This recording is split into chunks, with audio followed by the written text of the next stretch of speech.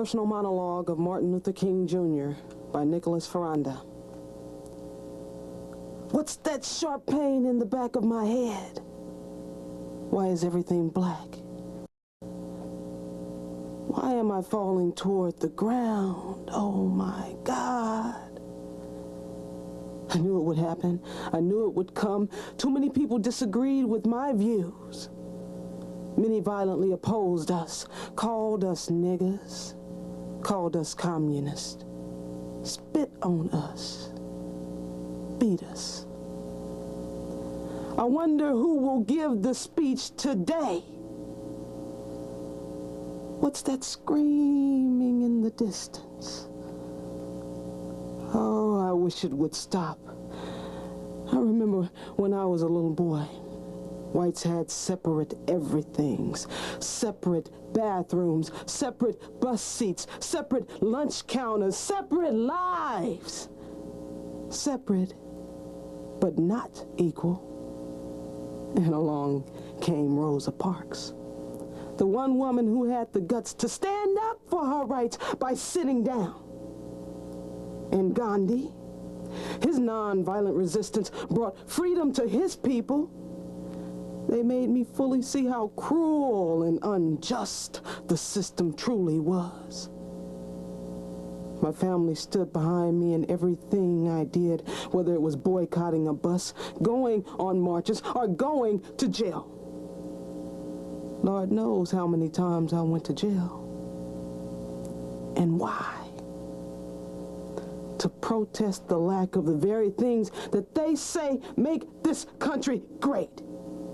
Equality, equal justice, and equal rights, all denied to a group that is just as much right to be here as any other group in the United States of America. We the people, not we the white people. Everyone has the same right. Sometimes people have to remind us of that fact. That is why we walked the road to Selma, and we faced the barking dogs and growling cops, and were beaten and beaten and beaten and beaten. And later we prayed. That is why we marched on Washington, 500,000 people, whites and blacks alike. All were there to affirm that all people were created equal. I have a dream that one day, that August day in Washington was one of the best days in my life. Why am I so cold? I'm dying, and I won't be able to do all of the things I wanted to do. I won't see my kids go to college. I won't see the day when a white man can stand next to a black man and see him as equal and judge them by the content of their character and not by the color of their skin. Why must my world end like this, God? Why must I leave this life with so much left to do? Can you tell me, God, why? I only wish that you could have let me say goodbye to my wife and children. I hope Jesse and Thurgood continue to fight for our rights. We're all God's children. We shall overcome. We shall overcome. We shall overcome. Someday, deep in my heart,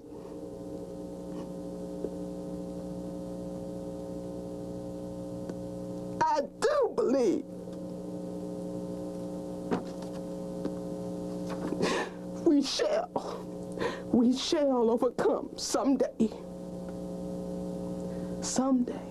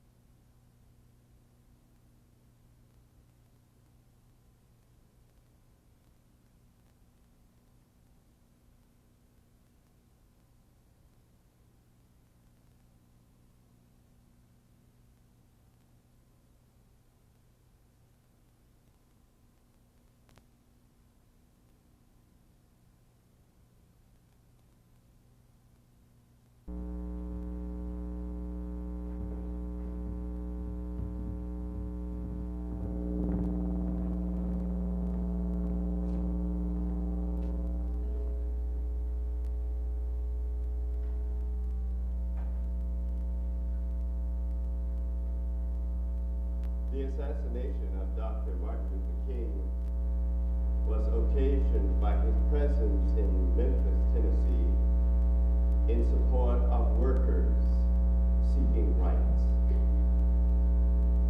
The Legend of Joe Hill is a song arranged by Randall Thompson about a man who in 1930s Tennessee was killed for his support of workers' rights. In tribute to Dr. King's memory, my accompanist, Reverend Rosita Williams, and I would offer this tribute.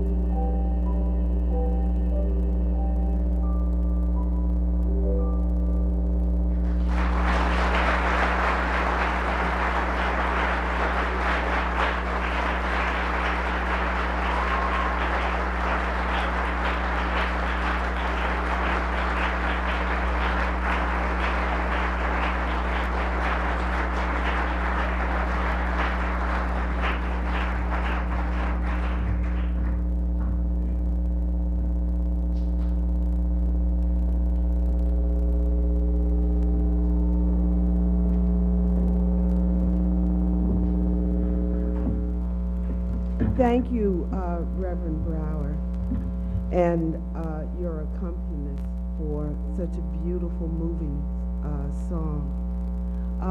Would you turn up the house lights for a moment, please, if it's possible at this time? There are some empty seats here, and there are people waiting outside to come in. So if you are near an empty seat, would you raise your hand so people can come in and sit down? Won't you come in from the lobby, please, and have a seat?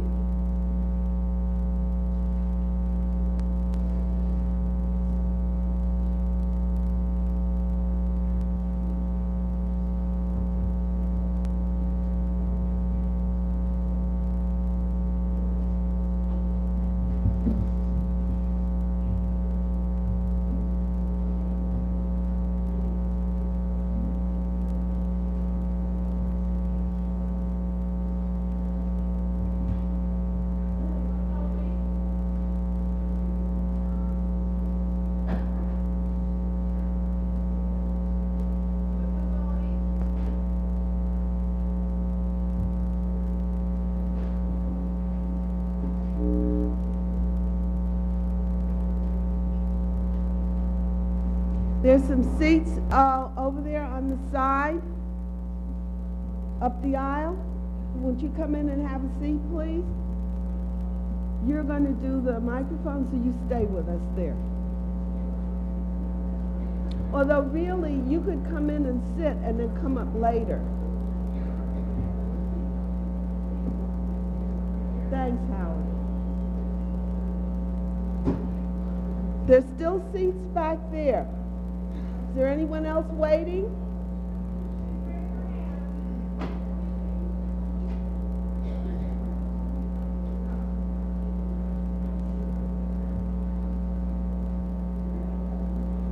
We really have to do this rather quickly.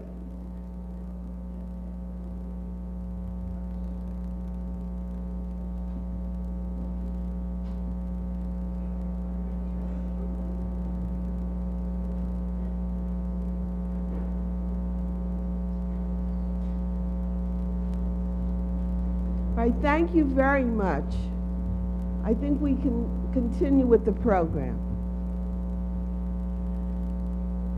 I'm Cora Rust, the chairperson of the Human Rights Commission for the town of Mamaroneck, and I'd like to say good evening and welcome to the annual community observance of Dr. Martin Luther King Jr.'s birthday and the principles he expounded. Had he lived, Dr. King yesterday would have been 67 years old.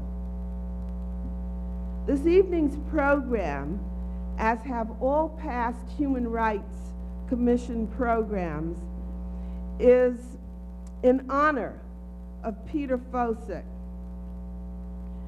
The memory is to the memory of Peter Fosick, who was a former chair and member of the Town of Mamaroneck Human Rights Commission.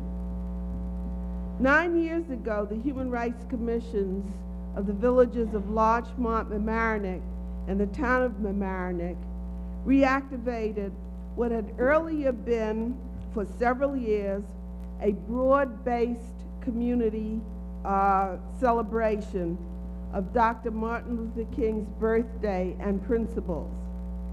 Peter, unfortunately, did not survive to see the first program sponsored by the Human Rights Commission.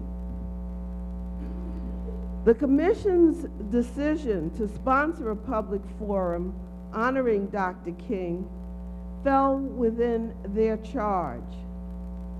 At this point, I would like to share with you some information about the Human Rights Commissions. The Human Rights Commissions were created in the mid-1960s by each municipality to ensure the public good.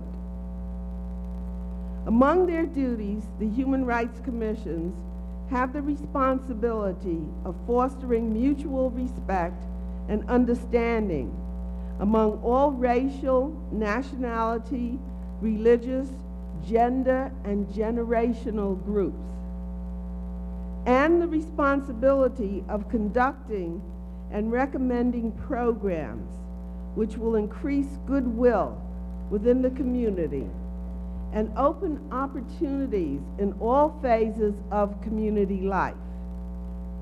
The commissions also have the responsibility of inquiring into incidences of tension and conflict among the groups, and of taking action designed to alleviate tension and conflict. Without doubt, the concept of human rights commissions and their charge grew out of the civil rights movement, spearheaded by Dr. Martin Luther King, Jr. The theme of this evening's program, The Dream at Home, Yesterday, Today, Tomorrow. How is the dream being fulfilled? That is the theme of this evening's program, The Dream at Home. How is the dream being fulfilled in Larchmont Village, in Mamaroneck Village, in the town of Mamaroneck? Am I my brother's keeper? Is the color of my skin less important than the content of my soul? Will these questions be discussed during the forum tonight and after? Let's see. Now, Reverend Shillity will give the invocation. Pastor Tamaro could not be with us at this time this evening. Thank you. Please join me in an attitude of prayer. Lord, tonight we celebrate the life of one whose theme was break down the walls that separate us and unite us in hope and love. For if we are going to be peacemakers in the world, we must remember to make peace among ourselves. Lord, you made the world and everything in it. You created the human race of one stock and gave us the earth for our good stewardship. But Lord, we've been divisive in our thinking, in our speech, and in our actions. We have classified and imprisoned one another. We have fenced each other out by hatred and prejudice. Tonight, help us break down the walls that separate us and unite us in hope and love. For you mean us to be one family, ruled by peace, feasting in freedom, freed from injustice, truly human women and men, children, responsible and responsive in the life we lead, the love we share, and the relationships we create. We shall need, Lord, ever new insights into the truth, awareness of your will for all humanity, and courage to do what is right even when it is not allowed. Persistence in undermining unjust structures until they crumble into dust, and grace to exercise a ministry of reconciliation. Help us to be the ones who break down the walls that separate us and unite us in hope and love as we run this race that Dr. King dreamed of so many years ago. Help each one of us to burn with compassion for all who hunger for freedom and humanness and racial justice and equality, that we may search out and destroy all the causes of division and war. So, Lord, tonight, help us to break down the walls that separate us and unite us in a common vision of hope and love for racial justice in our communities. Amen.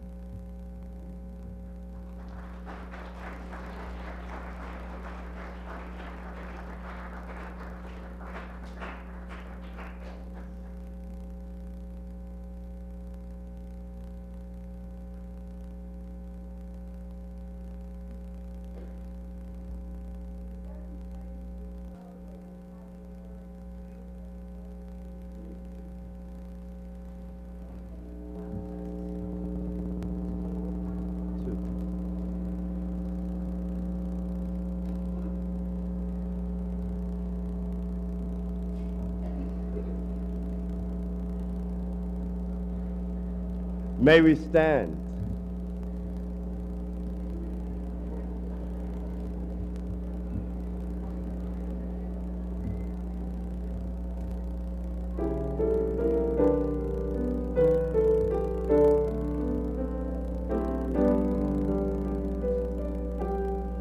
Lift every voice and sing, till earth and heaven ring with our harmonies of liberty.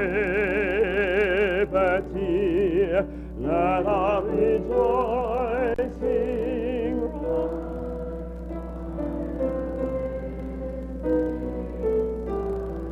let it resound high as the rolling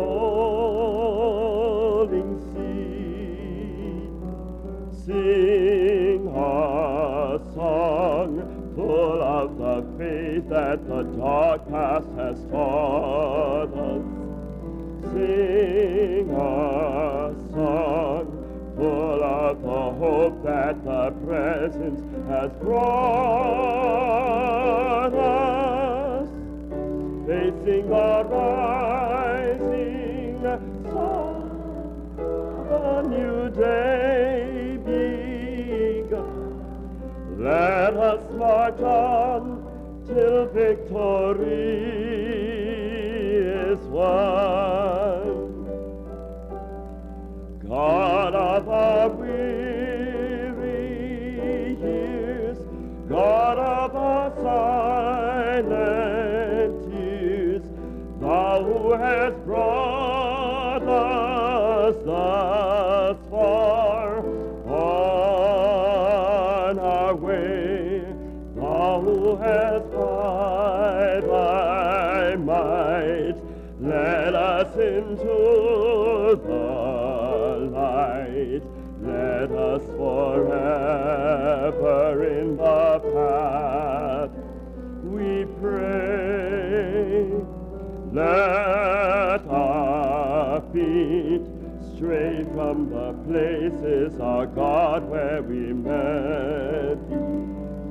Let our heart, drunk with the wine of the world, we forget Thee. Shadowed beneath Thy hand, may we forever stand, true to our God, true to our native land.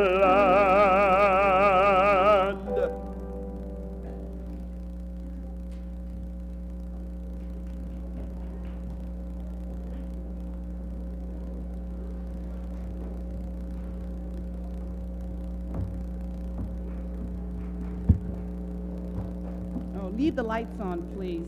I remember last year looking into the dark. And it's not fair. You can see me, I should see you. It's been my task these several years to announce the proclamations, and I have been told, do not read them all. So I will not read all of the proclamations.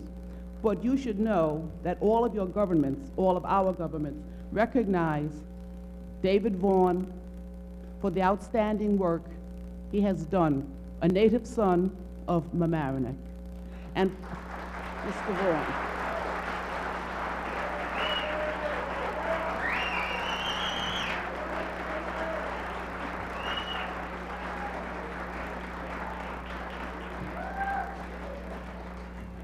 The mayor of the village of Mamaroneck was unable to attend, but I'll just read the last paragraph of his letter.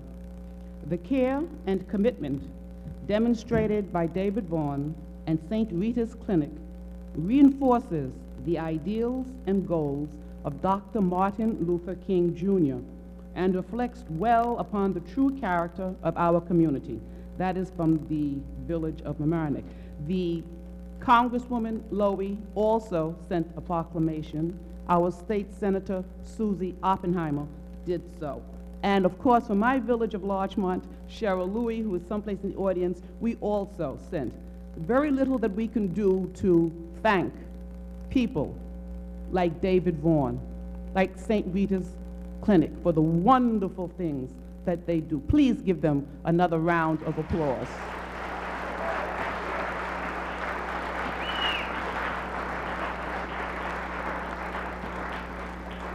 We also have dignitaries in our audience, and we are all dignitaries. We are all neighbors, we're all residents. We are all dignitaries, but we have some special people. Our town supervisor, Elaine Price, is here, with many council members, Phyllis Whitner, Valerie O'Keefe, Paul Ryan, and a former council person still came out, Tracy O'Flynn. We have the superintendent of the Rye Neck Schools, Superintendent Mustick. I saw you come in. I don't know where you are. I don't know where everyone is right now. We also, as I said before, my mayor, Cheryl Louie. The Village of Mamaroneck, we have Virginia Newmeister. I also saw her, but as I say, I don't know where you are now. And we also have the clerk treasurer from the Village of Mamaroneck, Leonard Barasto, and he has been giving service to the community for a long time. We also have the Board of Education. However, the members have to go and take care of business. They have a meeting tonight. So Penny Oberg and Benson Bealey are not here. I guess they're leaving at 8:10. Oh, you're still, there you are. Thank you for raising your hands. But they're going to take care of business tonight. If there's anyone I left out, I am sorry. I know it's the worst thing to start calling names, but everyone is a dignitary this evening. Thank you. Yes? Mamaroneck, excuse me.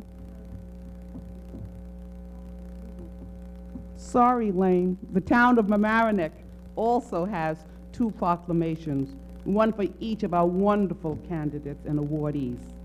Anything else, Cora? Nope? Okay. Oh, George, I didn't see you, George. Where are you? Our county, so sorry, George, our county legislator. See, everyone comes out to Mamaroneck when we do something, because we always do it right. Thank you.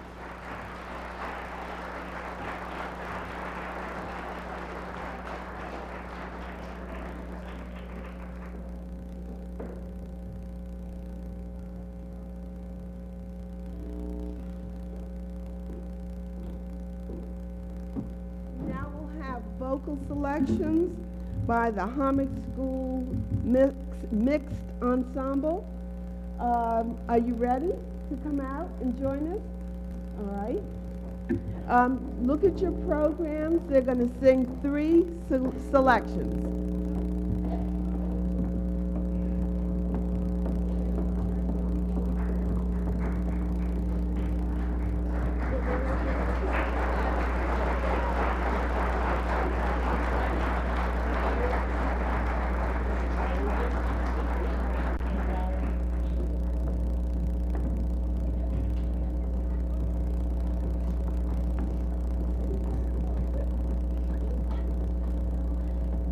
This evening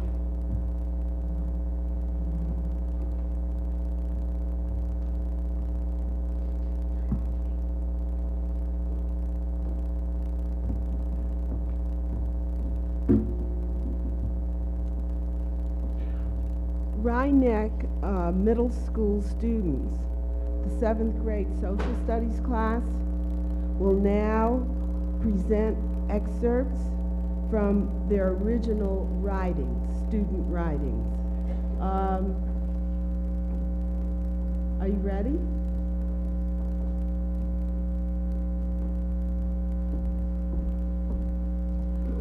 The following is a presentation by the 7th and 8th graders at Rhinebeck Middle School. The 8th graders will do a choral reading from Maya Angelou's On the Pulse of the Morning. This poem, which reflects the difficulties of immigrants and Native Americans' experiences in this country, was read at President Clinton's inauguration in January 1993. Following the choral reading, the 7th graders will read from their original essays concerning their own ethnic backgrounds. We hope you enjoy the presentation, which was directed by Mrs. Patricia Ranello, Arts Facilitator.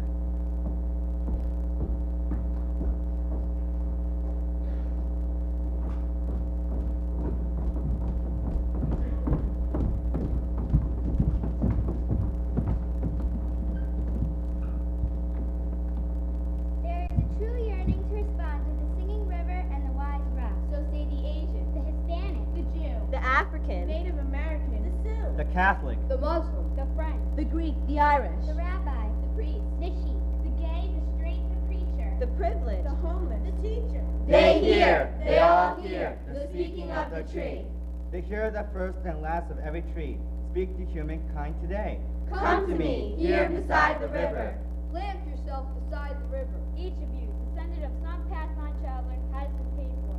You, who gave my first name. You, Pawnee, Apache, Seneca. You Cherokee nation who rested with me, then forced on bloody feet, left me to the employment of other seekers, desperate for gain, starving for gold. You, the Turk, the Arab, The Swede. the German, the Eskimo, The sky. You, the Ashanti. the Yoruba, The crew. Bought, sold, stolen. Arriving on the nightmare. Praying for a dream. Here, root yourself beside me.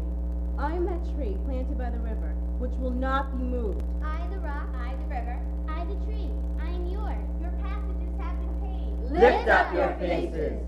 You have a piercing need for this bright morning dawning for you. History, despite its wrenching pain, cannot be unlived, but if faced with courage, need not be lived again. Lift up your eyes. Upon this day breaking for you, give birth again to the dream. Woman. Children, Men, take into the palms of your hands. Mold into the shape of your most private need.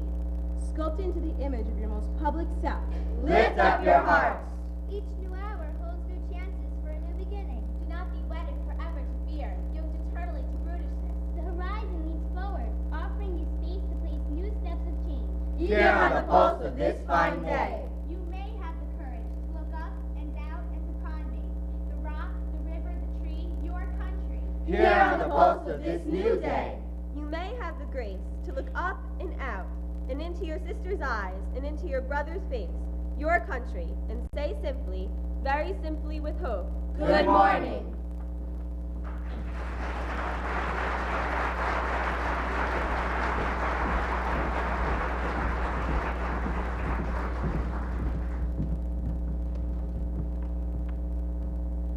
My name is Alexis Rodriguez, and I am of Puerto Rican descent.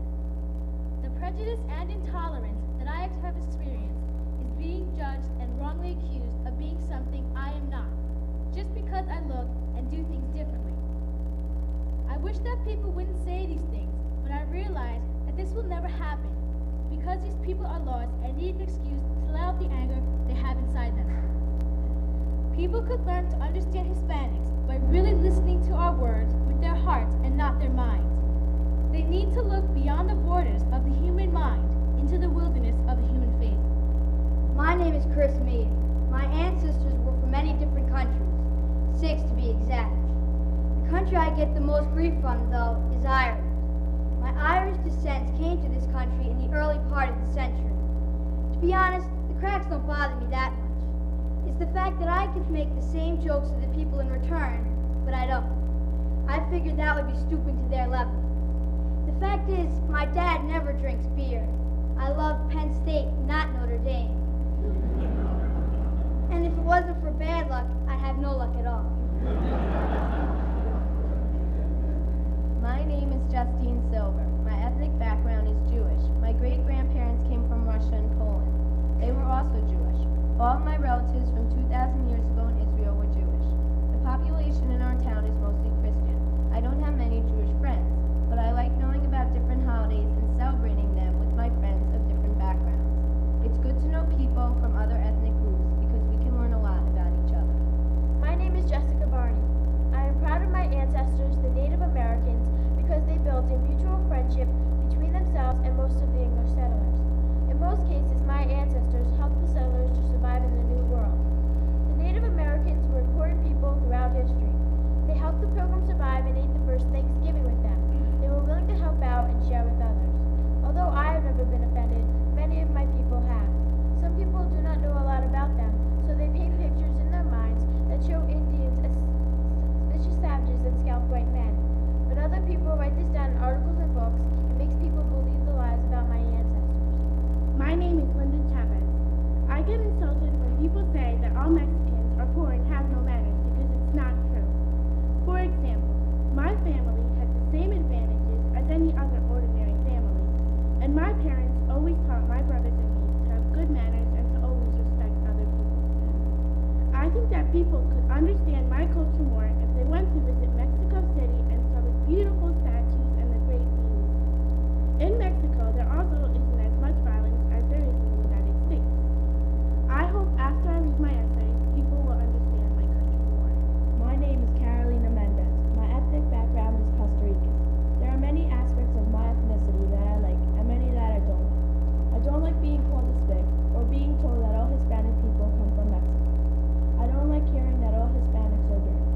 I do like being Costa Rican because I like that my lifestyle is different than most of my friends. Also, I like being able to speak another language because I can communicate with more people. Finally, I like going to visit my family in another country, and I like the weather there. My name is Adam Shimaleki. Even though a large number of people in my grade are Polish, I'm the one with Shimaleki for a last name, so I stand out more than other students. People always make jokes about my ethnicity, but I don't get upset. I might get a little angry though.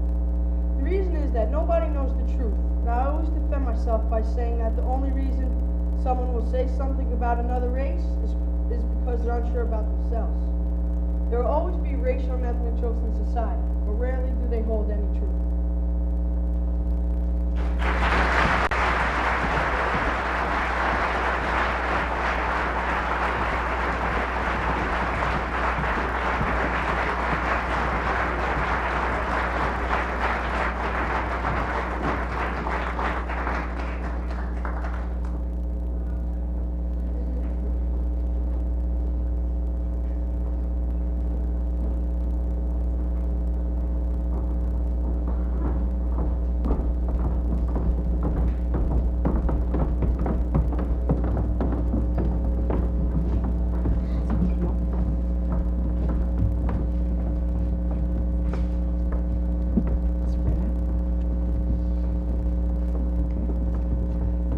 Good evening. I have the audacity to believe that people everywhere could have 3 meals a day for their bodies, education and culture for their minds, and dignity, equality, and justice for their spirits. I believe that what self-centered men have torn down, other-centered men can build up. Martin Luther King Jr.'s message of justice, peace, and human dignity is as timeless and powerful today as when he first combined Christian pacifism with getting things done while a seminary student in 1948. He was then studying to become a Baptist preacher. By the time he was assassinated in 1968 at the age of 39, his leadership from the pulpit, at the podium, and in the streets had involved millions in the nonviolent movement for racial equality that helped shatter this country's system of segregation. Dr. King received the Nobel Peace Prize in 1964. Tonight, we have members of the Umoja Club. The Umoja Club is formerly known as the Black Culture Club. We changed the name this year because Umoja is a Kiswahili word meaning unity, and we really want to have a united group. So all the students that you see on the stage are members of the club, with the exception of 3. that I drafted from my social studies classes. I would like to give I recognize all of the young students, but there's one person who gave up a special, today is her birthday, and she said to me, I would love to do it. She's one of my students, but I'm going out to dinner, and I said, oh, please, because you're so good. She says, okay, for you, I do it, and I understand her parents are here, so Janice, raise your hand. Thank you, Janice. Okay.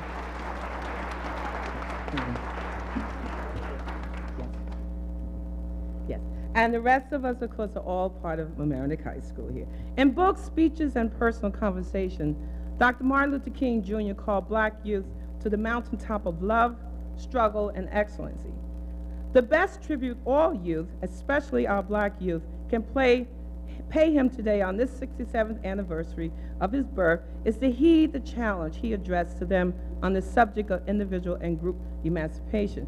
Tonight, different students will read some of the things that they have thought about and how they feel about Dr. King. I have to warn you that they are extremely nervous. This is the first time some of them have appeared on the stage, but they wanted to do it, and I'm very happy for that.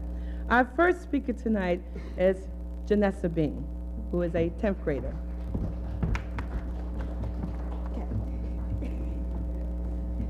All right. Martin's earliest encounter of racism was at the tender age of 6, when his friendship was ended with 2 white schoolmates by their parents. From that point on, Dr. King's experience in life went from bad to worse until his movement. The only way anyone anywhere is going to be heard is to do it without violence. Today, in towns like Mamaroneck and Larchmont, I'm not sure anybody was listening during the civil rights days. I'm speaking from experience. People rolled their eyes and sucked their teeth in response to good morning, how are you? If Dr. King was alive today, I think he would be disappointed because his dream is not being fulfilled. I'm one African American who is still trying to do my best by keeping my head up and always smiling. Thank you. Dr. King spoke on black students in white schools, and he said, the whiteness and blackness of the skin should in no way determine the relationship between black and white students. Properly speaking, a Negro should never have a, quote, white friend. He should have a friend who happens to be white. A white person should never have a, quote, colored friend. He should have a friend who happens to be colored. So you should seek to freely associate with white and Negro students, realizing that the relationship is determined by the common humanity of all rather than by race. Janice is our next spokesperson. Equality is the glue that makes people one. Dr. Martin Luther King said that segregation was ruining our society and breaking the binds of equality. By segregating people of different color, each color is given different rights. I believe that no one should be denied any rights that someone else has, especially when color is involved. The color of one's skin is just like makeup. It hides the person beneath. The only difference is that makeup doesn't cause segregation, neither should color. We all have dreams, just like Dr. Martin Luther King. My dream is that Dr. King's words remain embedded in the minds of the children of today. If they remember his words, they will make our future better.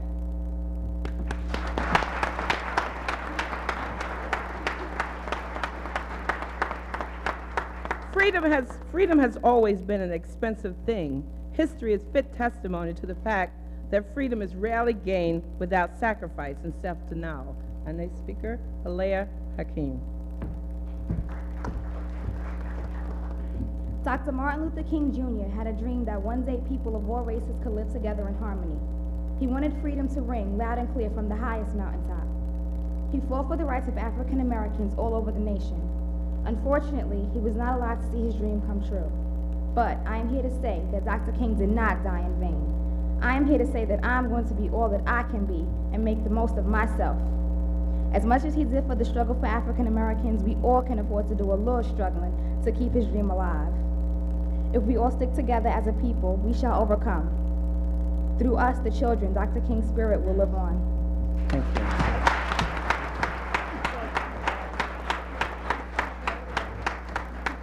A doctrine of black supremacy is as evil as a doctrine of white supremacy.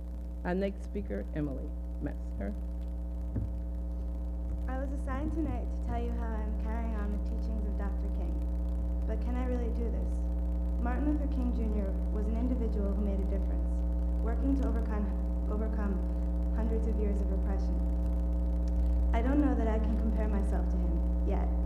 I hope someday I'll feel that I deserve to represent him and his great achievements. I will probably never be exposed to the mistreatment and persecution he and many others went through, so I couldn't possibly know his indignance. I wish I could say that his goal is fulfilled, but I have seen and heard otherwise. As much as he did, there is still more to be done, and it's left up to us. We'll try not to let you down, Dr. King.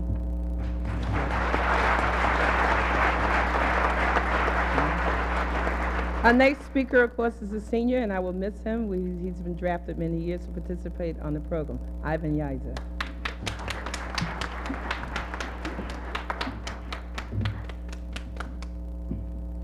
We all know Dr. King's dream. Today in 96, it's our job, and my job as well, to make sure that his dream lives on. I myself will fulfill his dream by doing a number of things. The first thing is to finish my education and get my career and get out of here. But not only that, before I do that, I must also remember that I have to be a role model for all the younger kids and to show them that you can have friends of all races and all colors. I myself have younger brothers, and I will not let them go around and become racist and they're growing up. I would teach them to do the right thing, and not only my family, but all my other friends and all the little kids around that I help. Another way that I'm going to keep and fulfill his dream is by not letting myself become a statistic. Today in 96, it's young African males who are around my age who are getting locked up and who are behind bars. I myself will not let that happen and will keep his dream alive.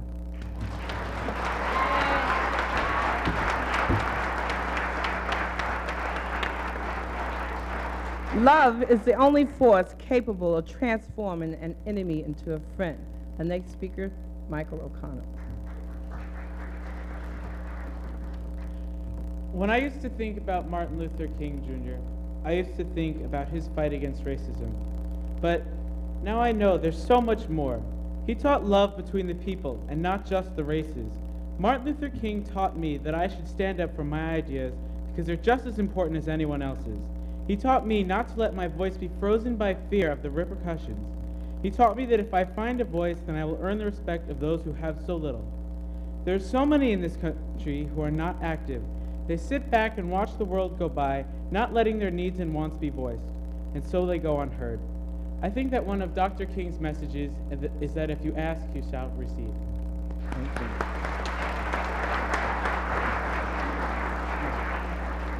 Another young lady is Letitia Moore.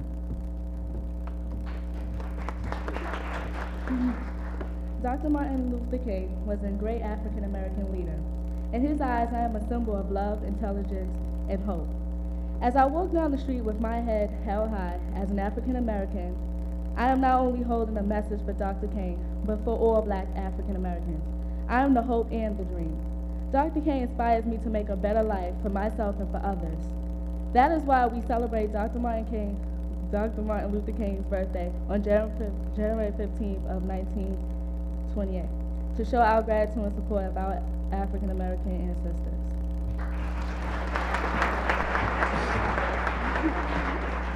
On education, the function of education is to teach one to think intensively and to think critically. But education which stops with efficiency may prove the greatest menace to society. The most dangerous criminal may be the man gifted with reason, but with no morals.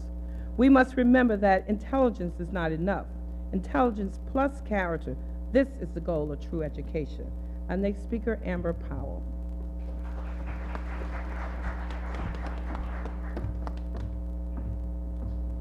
African Americans didn't have the same rights and as much freedom as Caucasian people back when Dr. King was alive. African Americans couldn't even sit in the front of a bus. They had to sit in the back of the bus or stand up. Thanks to Dr. Martin Luther King Jr. and Rosa Parks, I can sit where I want and be what I want to be. I'm a proud and beautiful young African American woman. I will be somebody. The dream will always live in me.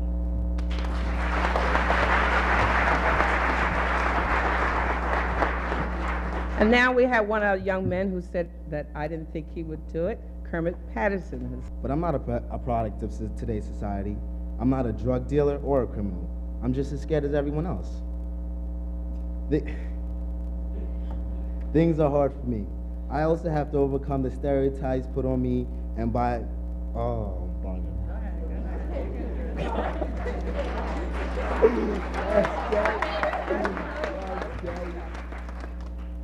I also have to overcome the stereotypes put on me and people like me. As Dr. King also said, someday he'll become a great one too. I might not be a civil rights leader or even a preacher, but even if I'm just a man, I'll be a strong man just as Dr. Martin Luther King.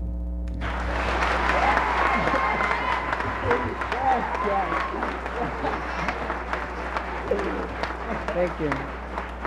It is not easy getting up here, so I really appreciate what the young people have done. Next person, Danny Matthews, member of the club. Thank you. Martin Luther King was a man who didn't believe in color of skin, but he believed in the inside of a person. He was a man who had dignity and believed in what he was doing. He tried to make black and white equal. He tried to make people come together, not go apart. I believe in these words, and I will live by these words.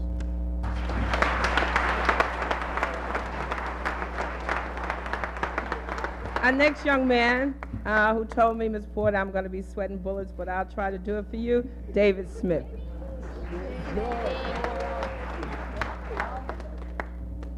I'm a proud and handsome young African-American male.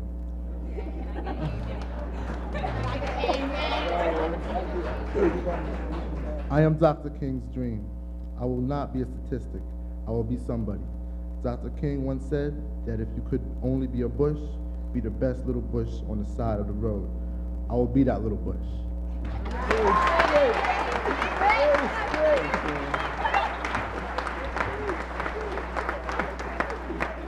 And our final student, who's also a senior, who's also been very reliable for these past 4 years, Sonny Harris.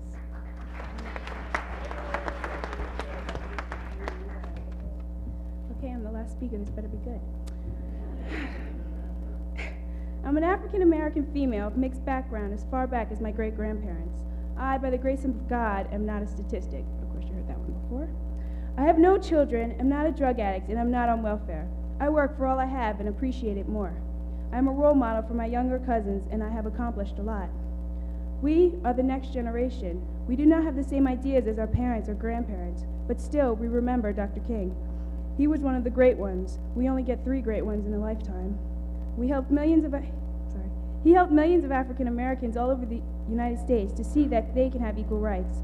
His voice and visions helped us to see that there is so much to look forward to in the future. But now it is our time, our place.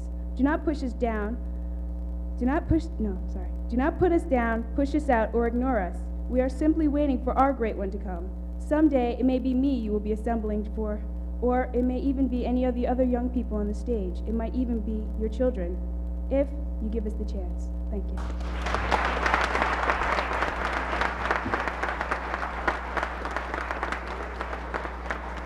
I would like to end with some of the words from Dr. King's mountaintop speech.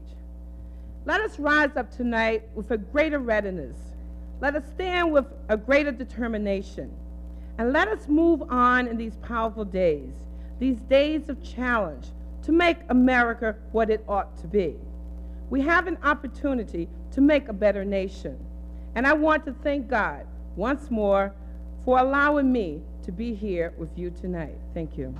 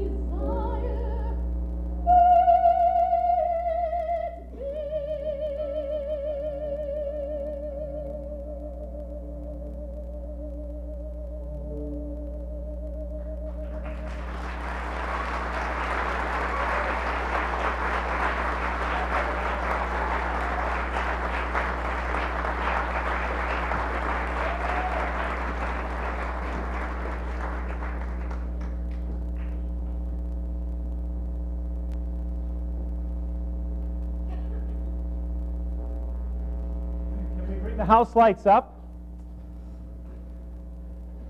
Good evening, everyone. You heard me introduced a little earlier, so I don't need to be reintroduced again. I'm Bill Shillity, and I'm supposed to be the Phil Donahue of Mamaroneck tonight. Now the problem is Phil Donahue's already lost his job, so I hope that doesn't happen to me just from this evening's experience. We want to take a few minutes now to give all of you the chance to participate as beautifully and as wonderfully as our youth and children have done. And would you join me in a round of applause for them once again?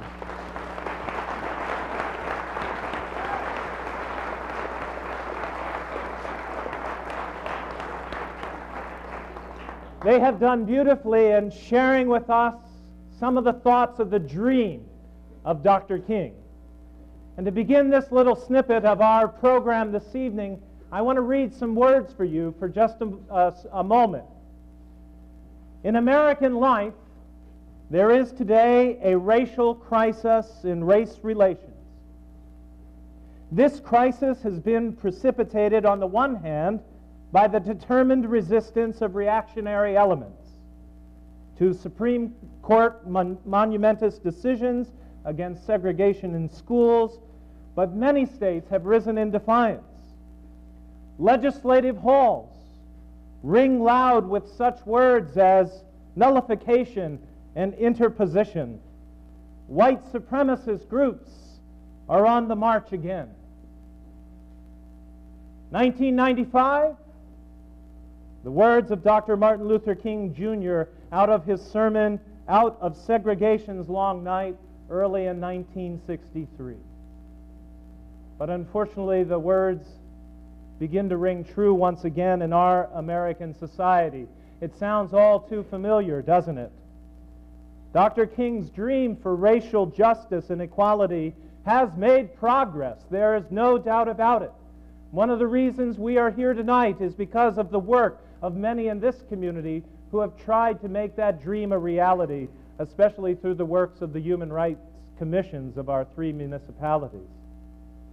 But all we need do is mention words like the halls of Congress, Rodney King, O.J. Simpson, Michigan militia, corporate boardrooms, and we see once again a stumbling block in our race towards racial harmony. Cornell West writes, to engage in a serious discussion of race in America, we must begin not with the problems of black people, but with the flaws of American society. Flaws rooted in historic inequalities and long-standing cultural stereotypes. Tonight, we have invited a few people ahead of time to be prepared to begin to say some things about how this community has worked to make Dr. King's dream a reality, and also, unfortunately, the work we still need to do. And there are some groups working hard in this community, and we've invited them to start our discussion this evening by sharing some of their success. So I have my friend Mr. Yeiser over there, who has a microphone, and I'm going to be the Phil Donahue in this aisle. And we just want you to raise your hand, if you would, if you're prepared to say something about an organization that you're a part of, a group that you're a part of, or a personal experience, such as the attendance at the Million Man March that has made you even more aware of the flaws of the dream in this society and how much more we still want to move forward towards racial justice and harmony. There we have someone right there. Keith, can you? Please say your name and maybe perhaps an organization that you represent, if you represent such an organization. I'm just going to walk out because I don't want my back to anyone. If the next person could raise their hand over here, we'll be prepared to go. Okay. Good evening, everyone. I'm Barbara Shealy, and I'm here to represent Straight Gate Church. We were asked to be here, and I'm here on behalf of Pastor Wayne Powell. who loves the village of Mamaroneck and who has a great vision in the church life for the village of Mamaroneck. One of the things that Pastor Wayne Powell is doing is to promote what he perceives as the next step in Martin Luther King's vision of racial equality, is by allowing the church to house people of other ethnic groups. His church, which I'm also a member of, and I also direct the social and political government ministry there, we have the Spanish church coming every Sunday morning before we're there. They do their total Spanish. They do their total sermon in Spanish in our sanctuary, and then on the first Sunday of the month, which is communion, they come and we have communion together. We say ours in English, they serve theirs in Spanish, but we partake of the wine and the bread together. And I believe, just as Pastor Wayne Powell does it, that's a great advancement to say that you can't legislate the heart, but you can release love to flow, even if you can't speak somebody else's language. The whole personification of what you do and give can stay alive. We also fellowship with the Jewish community, the Larchmont Jewish Temple, and Pastor Wayne Powell is making a lot of headway there, just in the genesis of a new movement to repair the breach that many have toward blacks and Jews. That's one thing that he's also pursuing as far as Martin Luther King Jr. Vision is concerned. And lastly, we are expanding our church. There's a building fund going on at this time to make our church multicultural. And I think the last question that was asked before I came today of me was, how am I pursuing Martin Luther King Jr.'s vision? One of the things that I'm doing personally is I have started an organization that really is geared toward equity and economic justice when it comes to homeowners, middle income class, and the poor with their tax base and legislation. And that's my bent toward having Martin Luther King Jr.'s vision come to pass. Thank you. Okay. Just stay here. Hi, I'm Marta Lopez. I was born in Mexico. Can you hear me? Yes. However, I'm an American citizen. The dream should go on. Every day when I come to work, I work for the Washingtonville Housing Alliance, a non-for-profit housing agency founded 15 years ago, and an agency that works very hard to improve housing qualities in Mamaroneck. The dream should go on. Every day I remind myself that we are people, that we should always try to help those who are ignorant, thinking that we should look at the person for what they are, where they come from. We should try to work towards improving their conditions, not by thinking, oh, where are you from? Oh, you're Mexican, or you're black, you're Jewish. We should never look at people by what they are, but how they feel inside. I have to be honest, I did not experience racism so much until lately. About a week ago, I was helping a friend move from her apartment. We were moving some boxes, and two policemen came to us, and immediately, because I looked Hispanic, decided that I did not speak any English, and said, "Oh, señorita, where are you going?" I never felt so offended and so hurt. My friend turned to me and said, "Martha, don't worry. This is what we have all gone through. Now you know what it is to feel black." I was so hurt. I was just so angry that I decided every day, if I can tell someone when I see them thinking that people should be looked for what they are, to remind them that, we are people. We cannot go by saying, well, because you're from here, you're like this, or stereotype people. We should look for what they have inside. Thank you. Thank you.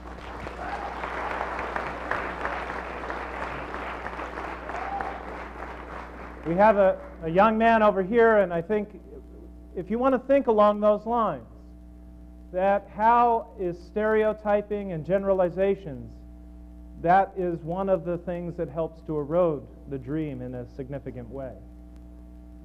Say your name and... Yeah, I'm Chris Mean, and I like that everyone, like my friends and I, got up here and said what we believed and how to continue the dream. And because we did that, someday, maybe I won't be alive for it, but maybe my children will, that Dr. King's dream will become a reality.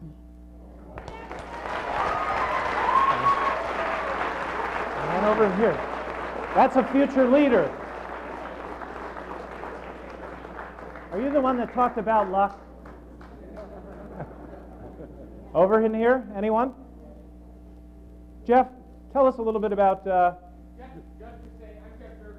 Temple. You need to speak into the microphone. You're on TV. I'm Jeff Strickland from Watchpoint Temple.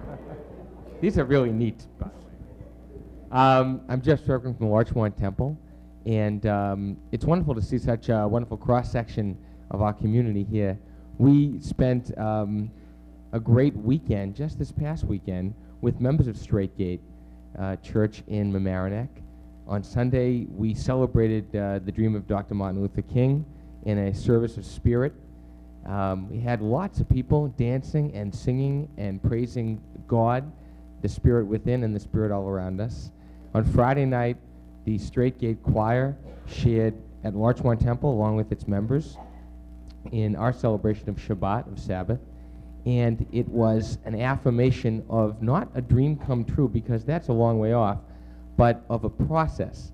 Roy Innes, I was reading in the paper just, I guess it must have been yesterday, the day before, in the Gannett, was quoted as saying that just like death and taxes, racism will always exist. And I was shaking my head yes when one of my children, I won't tell you which one, said, as I was quoting it, writing it down, said, well, that isn't true. And I was thinking he had a way to beat death. I was very excited.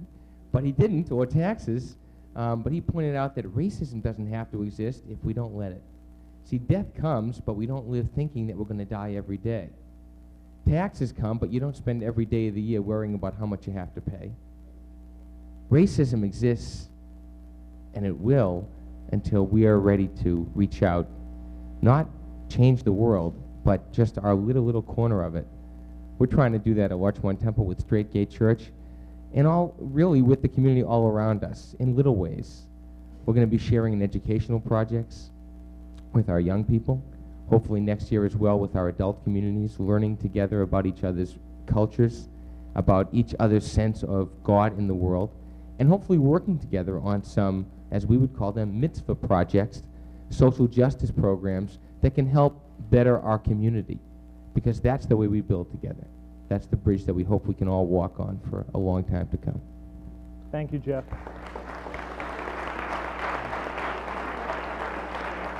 One of the things that I think is important is our journeys may be separate, but as we begin to connect through programs like this and through the model program that's being developed between Larchmont Temple and Straight Gate Church, that tapestry that can be woven among that connectedness can be beautiful and can change generations to come. Hi, my name is Bruce Shearer, and I'm one of the plants here in the audience tonight. You weren't supposed to say that. Before I make my planted remark, I just want to say this is my first Martin Luther King celebration here in Mamaroneck, and I'm just impressed and moved and filled with hope by what has happened here tonight. This is a really special event, and I really feel personally filled with the kind of hope I haven't had for a long time, especially because what all of you from the school said. I hope it doesn't take as long as you think it's going to take. I think we can do it while I'm still alive, but we don't have to wait for your grandchildren. You know, our community faces a lot of tough times, as good a community as it is, especially now that our federal and state government has decided to throw more responsibility for building community back to the community level. And about a year ago, this room was filled with about as many people to to have a challenge put forward to it from people who work around the world and locally about how we can, all of us in our own communities as volunteers, gather together and try to meet the important social demands in our communities. This has been going on now for about a year, and there's a group that doesn't even really have a name that's meeting regularly, and we'd all, those of us who've been doing this, would like to invite the rest of you who are not yet involved to please come and get involved. It's a group of volunteers that's formed working task groups. One of the groups has prepared a social services guide for the greater Mamaroneck-Larchmont area, which lists about 34 social service agencies and not only tells what services they provide, but also what opportunities for volunteering that they provide. There's another group that's working to organize an event on May 16th, the town hall, that will look at the different social service agencies and other types of volunteering in the community. So please keep your eye out in the local Gannett newspaper. Ask your friends, ask me, if anyone you see. I'm sorry, we're not very well organized. We don't have brochures to hand out, but we will try to get some announcements in the paper about the May 16th event, and hope you will all join and help make our community even better than it already is, and it's pretty terrific as this evening shows. Thanks.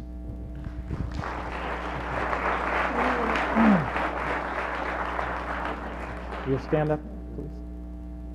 My name is Irving Rust. I'm Cora's husband, and I work in the inner city Bronx. And you know, the inner city Bronx is known as a ghetto area, and all through our country there are areas that are ghettos. It's not unfamiliar to people of European extraction. Many people knew what a ghetto was.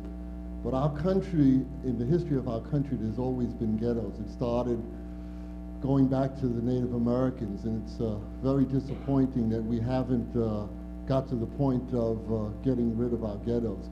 We here, who are affluent, many of us have moved away and gotten up to the nice areas of the Westchester, and we forget what it was like. And some of us still remember what it was like in the inner cities. I'm hoping that when we think of this, we put our lives and our thought towards getting rid of our inner cities. We need leaders. I'm disappointed with Nita Lowey not being here, with Susie Oppenheimer not being here. They're good people, but we need leaders who are not just going to put their lips say. We need people who are going to put their mouths and their votes where we need them at. So I'm hoping in the future that we think of what America is really like, and we put our effort towards getting rid of the problems, the myriad of problems that we have in our country.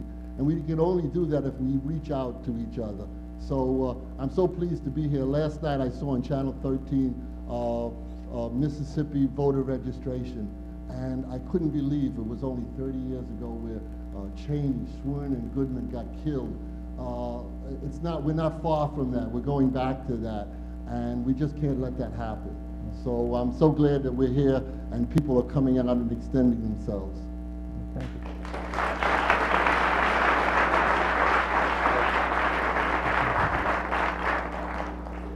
Black infants die at twice the rate of white infants.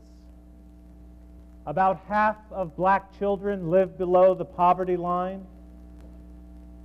Nearly 4 times as many black families exist below the poverty line as white families.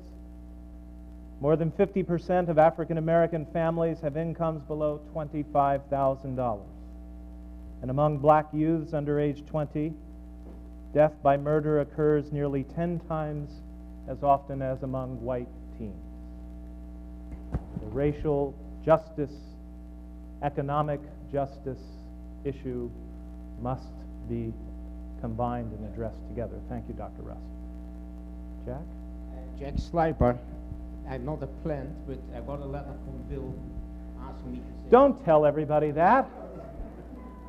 We want some normal people to talk now, would you? So I thought back what I could say, and I'd just like to say a few words, especially mentioning the many organizations that have helped to make Larchmont and Mamaroneck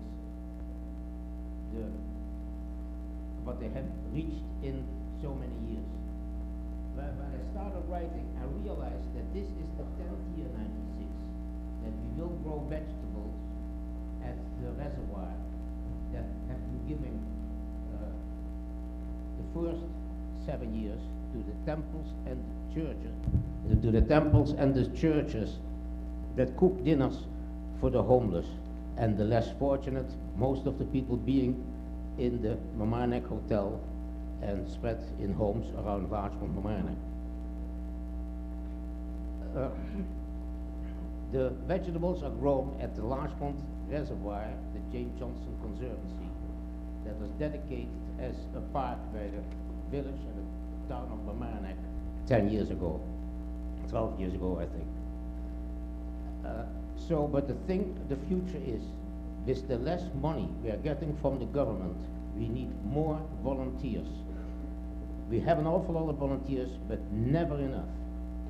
And what we have to try to do, we have the garden club, the Westchester Garden Club is interested to help. We have now 100 members instead of 25 members, and we hope to expand through Westchester to grow programs, what we have done at the reservoir, do it in other communities. So if anybody wants to help, they can call me and we'll work on it that we have more food because it's needed very badly. Thank you. Thank you, Jack.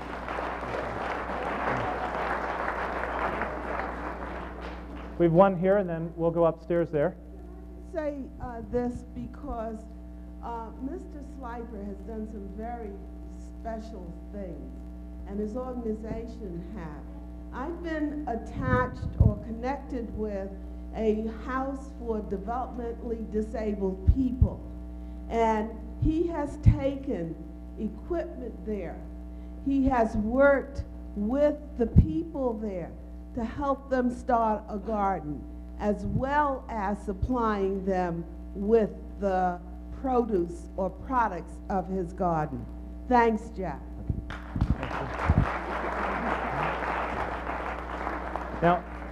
Now they're not don't be offended. They're not upset or anything, but their parents were told that they were going to be picked up at 9 o'clock.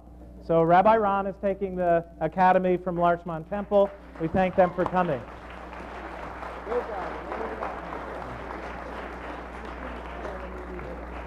We have one here and then a person up there. Is it okay if I sit? Sure. Yeah, thanks. Say who you are. I'm sorry. Marvin Wexler. And about 3 years ago now, a very learned and wise and eloquent African-American doctor of religion, Dr. Cornel West, came to our community and spoke. And he talked about race relations and the state of society, and he urged us to get out of our houses and offices for some period of time and come together in a place like this to discuss public issues like we are tonight.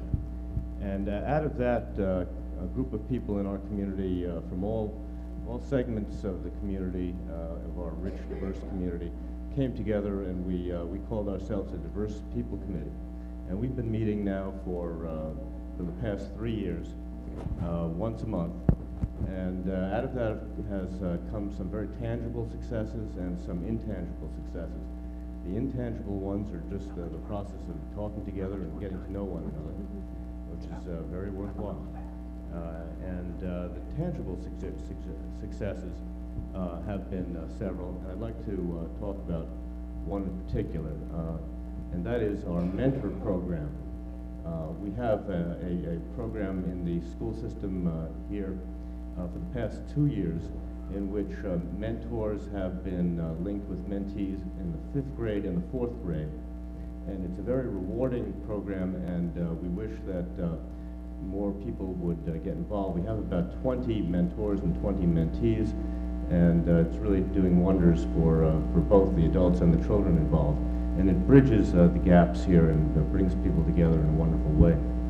Also, we've been doing some other things, and we put together a proposal. We call it the Proposal for Building Community in Our Community, which is available outside, and it talks about lots of things. One of the things it talks about is the kind of thing that happened this past weekend, which other of the speakers have mentioned, at Straight Gate Church. Some people have asked whether the dream lives, whether people really remember what Dr. Martin Luther King was about. I think that not only does live, but I think that Dr. King was really there with us this past Sunday night at Straight Gate Church when we were praying together and singing together and clapping together. And it's the beginning of a great relationship between those two houses of worship, and we hope it's the beginning of the same kind of relationship between other houses of worship in this community. It's going to do marvels, I think. Thank you. Marvin.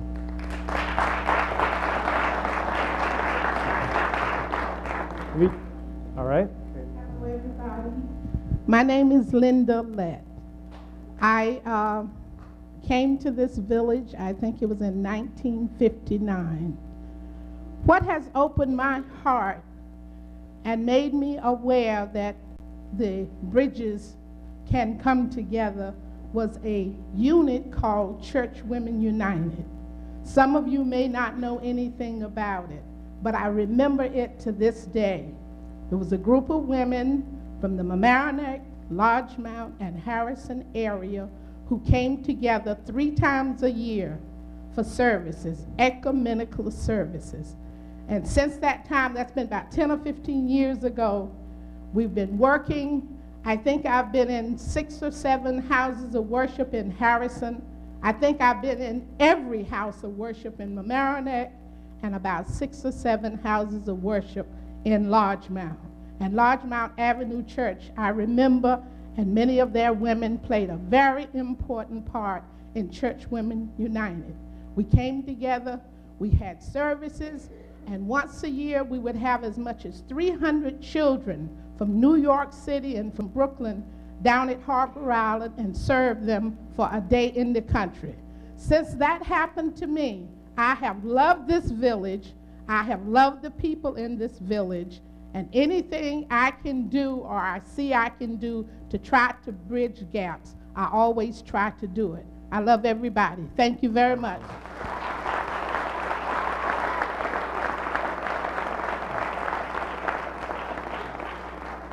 All right. Another one of our young people. Hi, my name is Julie Katz. I represent Rhinex Schools. And when I look out into the audience, I see a lot of different people of different races and religions and cultures. And I'm really happy that I can be sitting in a room with all these different people, because a while ago, this couldn't have happened. And even though we still do have a way to go in overcoming racism, we have come a long way. Thank you. One more young person over here, and as the mic makes its way over there. Oh, okay. We have somebody back there. Stand up. Oh, you are standing. Oh, okay. That's an old comedian joke. Hello, my name is Lorenzo Mitchell. I'm a former student of Mamaroneck High School, and I currently attend UMass of Amherst. An area of the community that I'd like to give thanks to tonight is the co-op camp. Mike Rinaldi, who was part of the founding of the co-op camp, was a very instrumental person in my getting to the college ranks. And he used to say, before every camp, he'd say, you know, this is not an average job. You know, you could go to the other camps and possibly make more money, but you're here because this is the vacation for some of the students, some of the kids that are coming here. They don't go off to Cape Cod, or they don't go down south, or they don't go to the various other places. You know, this is the vacation for many of the kids that live in the flats in the other areas. And I'd like to praise them because they invested time in children instead of de-invested time in children, which the country seems to be going right now. Thank you. All right, thank you.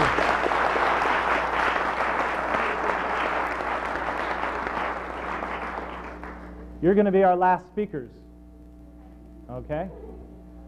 Hi, my name is Linda Chavez, and as Martin Luther King, I have a dream that one day everyone will be treated equally, and backgrounds or colors or any of that wouldn't matter to anyone, but only education and how successful that person is.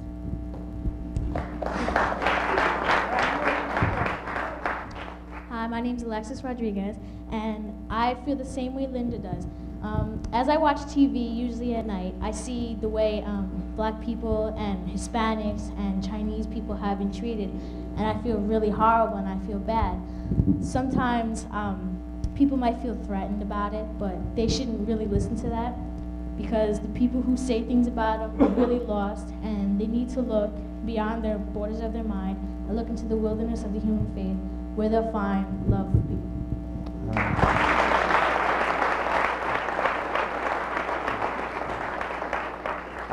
Unfortunately, we are at the end of my time frame for this, but what is really exciting is that some of you want to keep talking. And I think we have some opportunities through the Diverse People Committee. Marvin Wexler, raise your hand again. So here's a person to talk to. Bruce Shearer through the Summit Committee, okay, the No Name Group. There are places.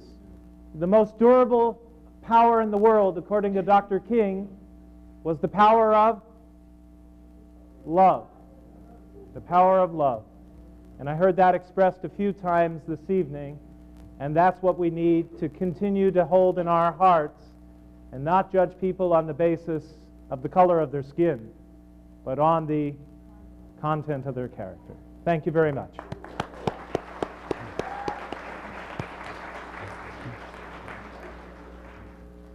Thank you very much indeed, Phil Donahue Shillity. I think he does a better job, don't you? Let's give him another hand.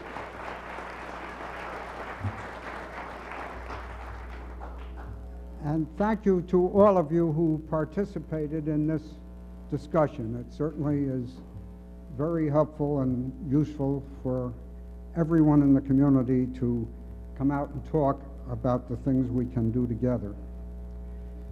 Each year, for the past 7 years, we have, the Human Rights Commissions have presented awards on the occasion of our Martin Luther King event, awards in memory of Peter Fosek, as Cora Russ mentioned. And we have presented them not to people who have sought publicity, not to organizations who have sought publicity, although the organizations can all use funds and would welcome them, but to people who in their quiet way have gone about the business of helping other people, even though all of them have plenty to do themselves, either in their ongoing professions and businesses or in their retirement in other activities that keep them involved.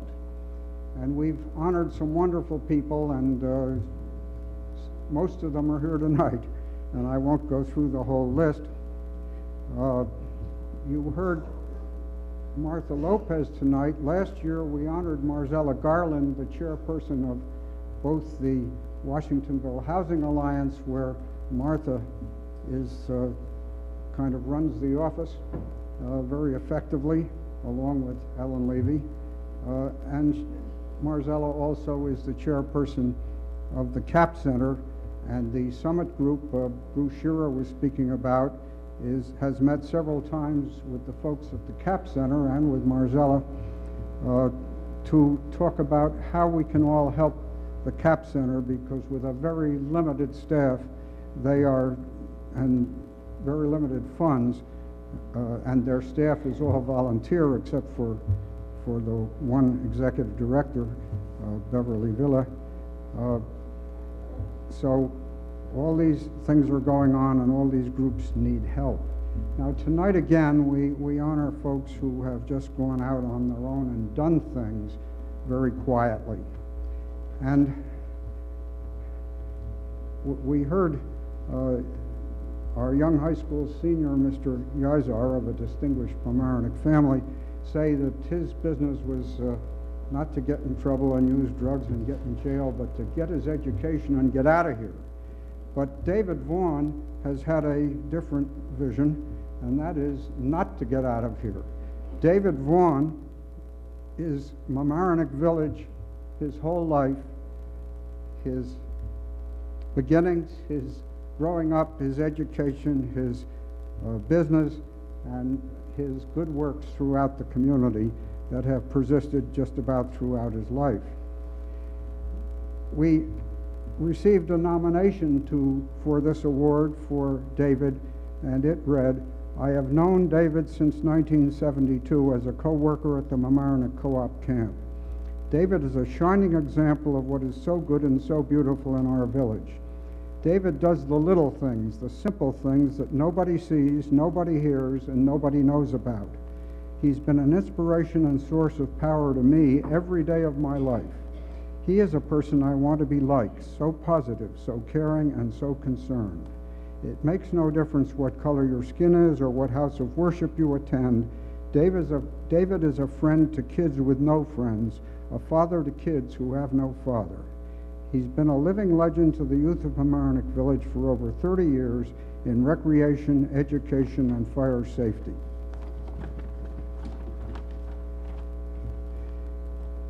Among David's activities have been the School Board Selection Committee, the Mamaroneck Larchmont Student Aid Fund, the Community School, the Mamaroneck Avenue PTA Board, the Twilight Basketball League, former fire chief of the Village of Mamaroneck Volunteer Fire Department, member of the Youth Employment Services Board, member of the Washingtonville Housing Alliance Board, Board of Directors of the Larchmont Mamaroneck Old Timers Association, former trustee and board member of the Barry Avenue AME Zion Church, co-op camp staff member, leader of Webelow Scouts, and a Village of Mamaroneck Recreation Commission member. David, we would appreciate it if you'd come up here so we can shake your hand.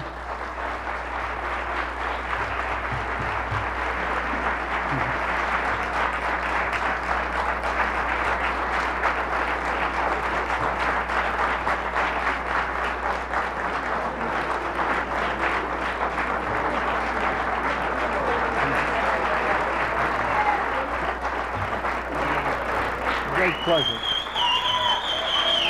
Here's the camera.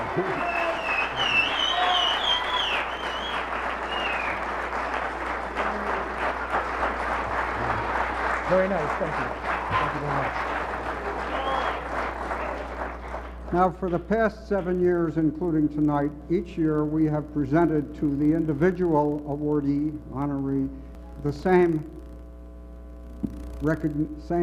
memento of this occasion. And in this beautifully wrapped box, we have a pair of brass bookends. The upright pieces on each side of it are replicas of the doors of the Library of Congress, a rich source of meaningful information. And as I've mentioned several times, there's something engraved on the inside of one of them about humanity. So it's very appropriate that a humanitarian award bears that insignia.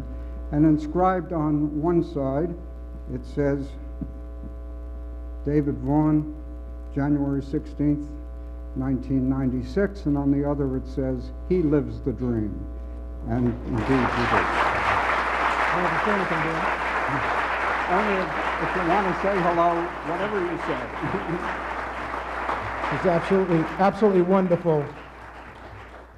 What a marvelous program we had this evening, and to be a part of it, I'm sure every one of us feels very special. I'm very grateful for being a part of Village of Mamaroneck and all the activities that I've tried to involve myself with.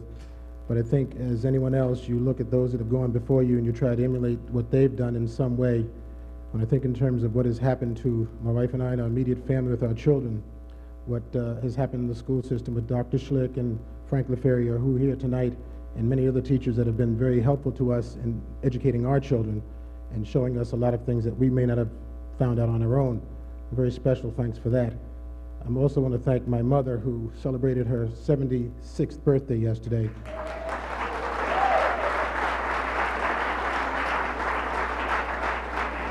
There are many people in the community that, as people have said, that they want to grow up and be like. When I think of John Quadrini and Charlie Regano and many, many others, and I want to thank Mike Sedano and all the family at Co-op and the family at Davis Studio and Al Croson, who's on the mend, and wish Al well, and many, many other folks in town, the entire volunteer fire department, Mamaroneck Fire Department. Given the opportunity to do what I've been able to try to do in Mamaroneck has been something that I've appreciated. Someone saw fit that I could possibly offer some service to the Village of Mamaroneck Recreation Commission at some time ago. And I think that was just a wonderful thing for me at that time, and I had no idea it was going to be so long, but it was just wonderful to be a part of it. And I think there are many other people that we have to look for and ask if they can come forward and be a part of also. Maybe they have something to contribute. When I think in terms of the chain is the strongest, its weakest link, there are many, many other folks in the Village of Mamaroneck that must be asked to come forward that are a little shy, as I was, and probably still am, to do something and be a part of the community. In particular, I'd like to thank my wife, Carol, whose support and just being there for me all the time when it meant many nights to be out, doing something that I really love to do. It's hard to keep things happy when your husband's out all the time, but she was able to do that for us, and I want to thank my wife, Carol, and all my sisters that are here, and my daughter, Lynn.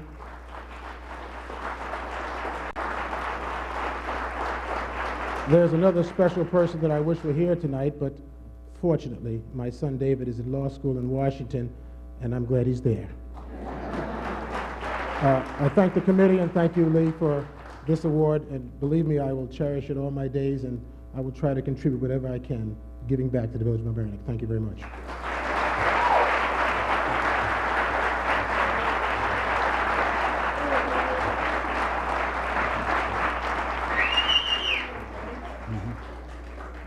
Well, and we thank you, David, and your family for letting you contribute so much to the community.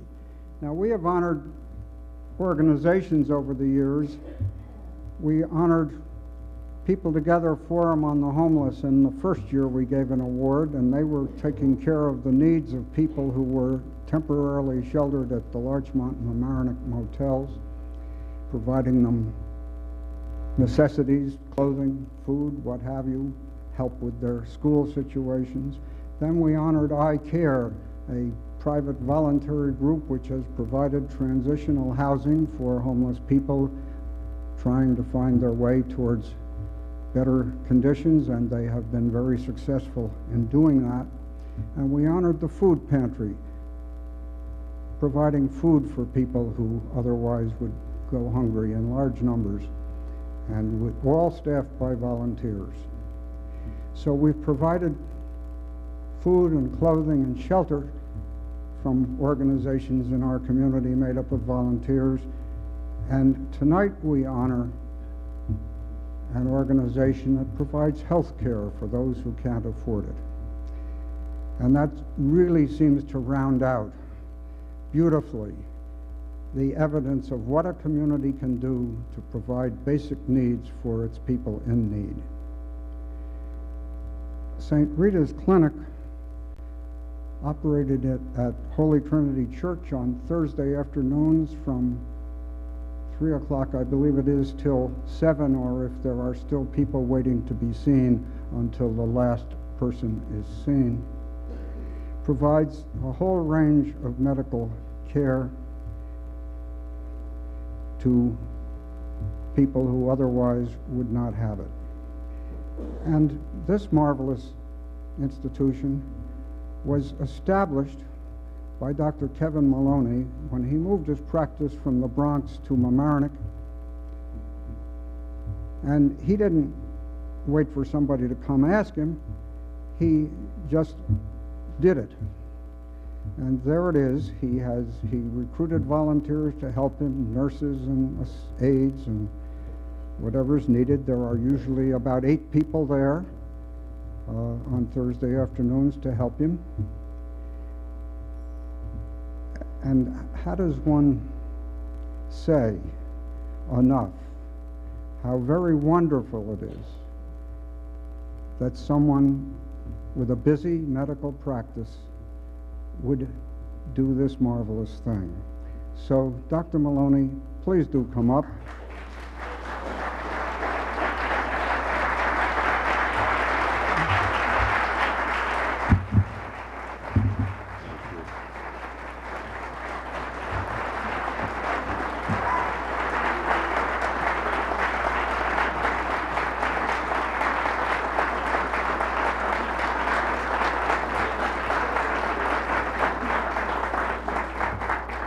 Now, you need to know, you saw David Vaughan come up here, and he's all dressed up fancy with his jacket and tie, just like I am.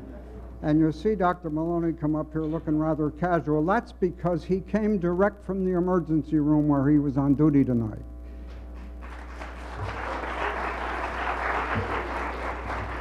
And NBC may have its ER, and CBS may have its Chicago Hope, but by gosh, we have our St. Rita's Clinic.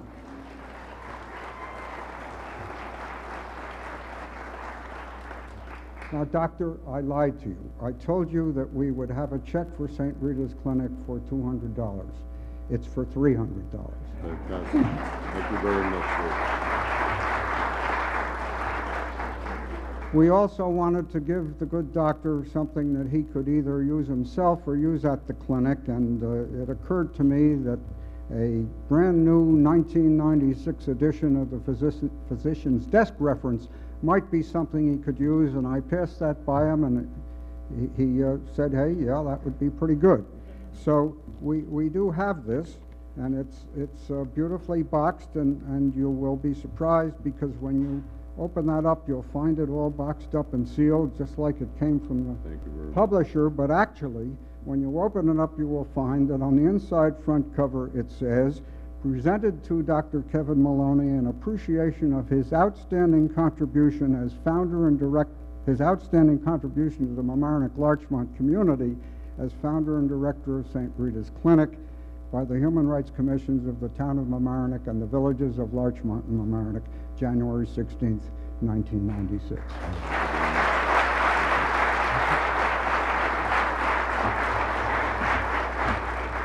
Thank you all. Really, the community deserves more attention than I do in this case. Everybody in the villages of Mamaroneck, Larchmont, Harrison, and Rye have contributed wonderfully to this cause, so much so that had they not contributed, I really couldn't have done it by myself. I started out one day with just my little black bag in a room at the school, which used to be the school at Holy Trinity. And since then, it's grown into really quite a center where we do anything really that's done in any medical office, any clinic, or any medical center. We're even equipped to treat people who are in shock or who drop dead from cardiac arrest. We have unbelievable equipment there. So I'd really like to thank the communities for their support. Aside from St. Rita's, I was sitting here tonight, being that we're really here in honor of Martin Luther King Day, and I was thinking to myself, a strange thought just came to me. I hadn't thought of it before I came here tonight, that in my office I have a lab tech who's Puerto Rican, I have a secretary that's half Jewish, I have two other secretaries who are Italian, I'm married to an Italian, and I have a partner who just came on with me a few months ago, and he's Afro-American. I hadn't really thought of this until we gathered here tonight. And I'd especially like to say to the children who are here that if you don't have prejudice in you, don't let it ever enter into you. I can remember there are times, and I was just very lucky. I never had prejudice growing up, and I consider that luck because there is so much prejudice in the world. I can remember times hearing people talk in a prejudiced way and not understanding it, just not being able to understand it. And when I grew up and did try to understand it, I thought to myself, how terrible for these people. The anger that I heard from them was incredible. I mean, prejudice causes you nothing but pain and anger. And you should consider yourself lucky if you don't have it, and if you do have it, you should try to relieve yourself of it. Who the heck wants to be angry and in pain? So I'd just like you all think about that tonight. And thank you all for this. I really appreciate it. And again, it really should be, it's the community that should be on it tonight, not me, but I thank you nonetheless. And thank you, Rick.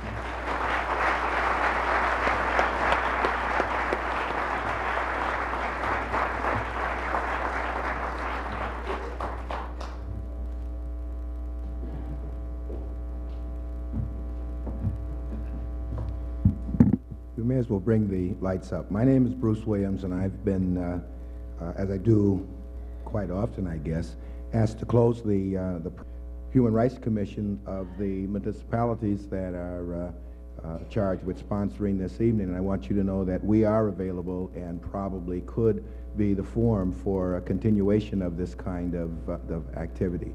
I remember what Senator Bill Bradley said not long ago, and that was, if you haven't discussed race issues with someone who is not a member of your race recently, then you may well be part of the race problem.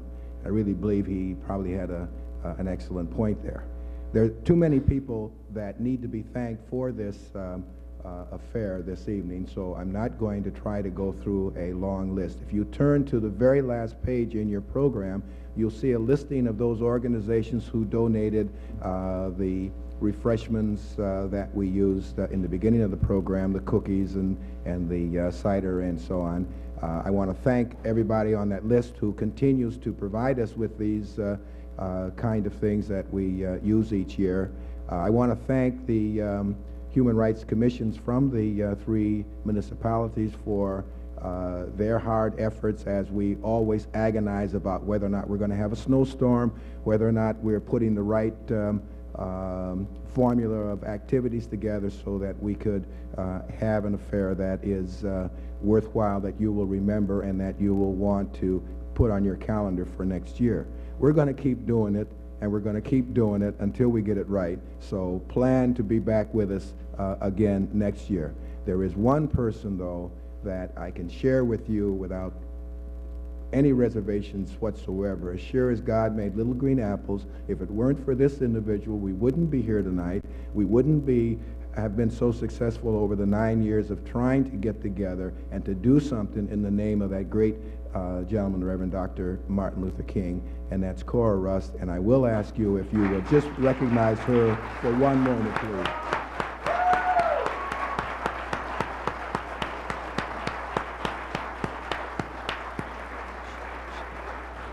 She is the glue that keeps us all together, and believe me, it's a pleasure working with her. My final responsibility this evening is to invite the Reverend Dr. E. Alex Brower to come up and lead us in the chorus of We Shall Overcome, and that will be our program for 1996. Thank you all again for taking time to be with us. Reverend Brower.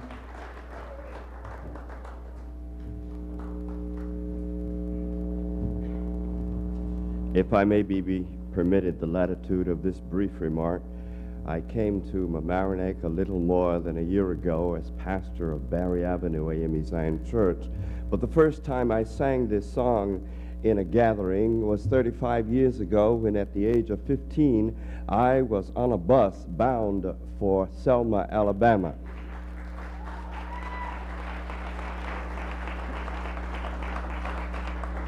I'm very pleased to say that I sing it tonight to a different crowd in more improved times.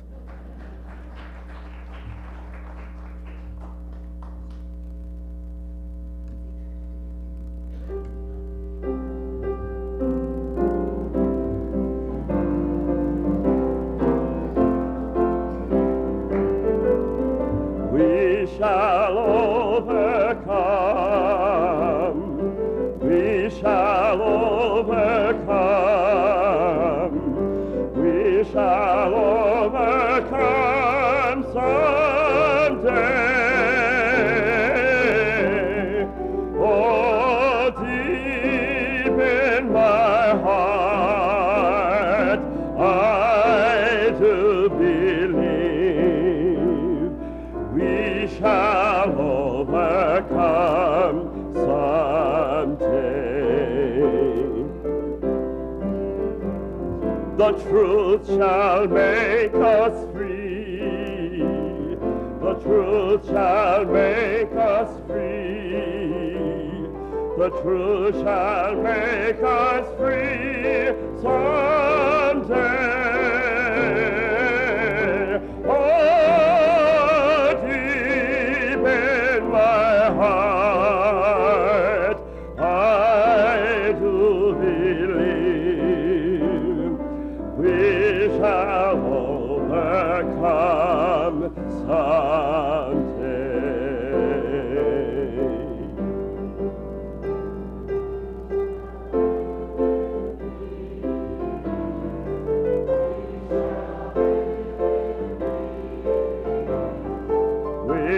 shall live in peace.